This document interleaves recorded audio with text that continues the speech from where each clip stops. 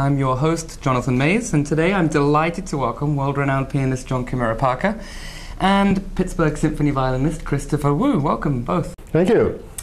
Over the next half an hour, we will be exploring work by Russian composer Sergei Rachmaninoff, his Rhapsody on a theme of Paganini. It's a work for solo piano and orchestra based on a movement by Niccolo Paganini from his Caprice No. 24. The Rhapsody will be featured on this week's Mellon Grand Classics concerts here at Heinz Hall. When you get into the hall, what's the first thing you maybe think about, rather than the hall, on stage in front of the musicians and you're just about to play? What's it goes through your head ahead of this piece? Well, the first thing that goes through my head, period, is I'm really glad that I'm a pianist.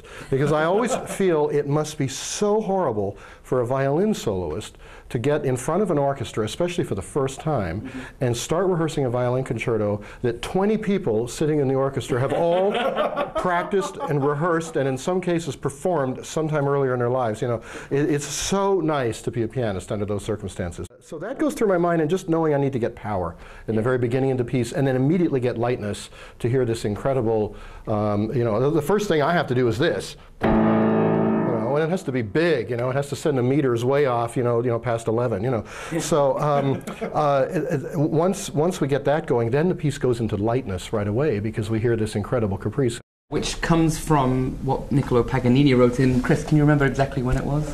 When it was, yeah. Gosh, around 1820. 1820. Around 1820, I think he wrote it, and he was the virtuosic violinist of the day. And as I was reading earlier, his father made him practice from the beginning of the day to the end, and if he didn't, then they kept food from him.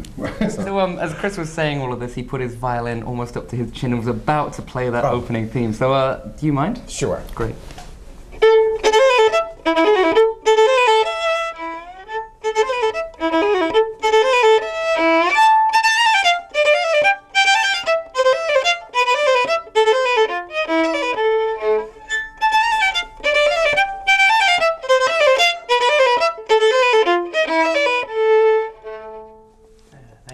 Bravo. So that's what Niccolo Paganini wrote in 1820 or so. Rachmaninoff, well, he was around 100 years later.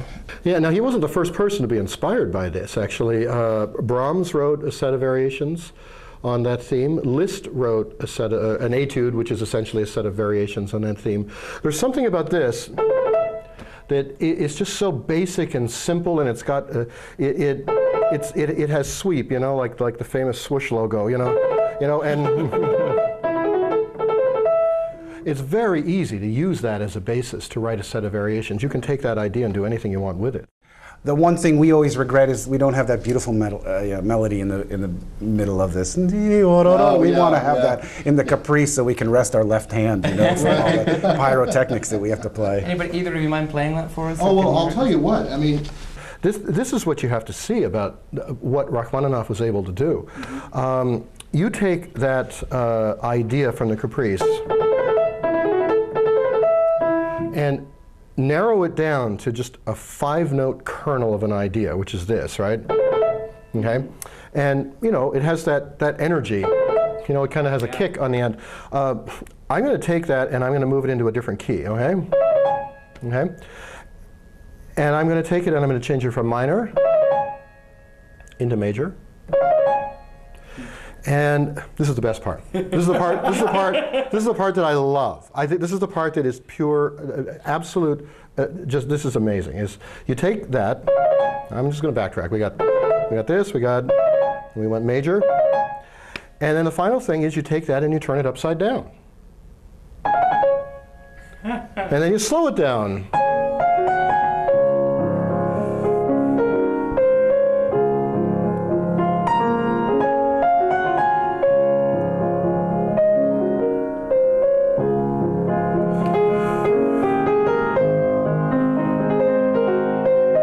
Still hear those 5 notes here.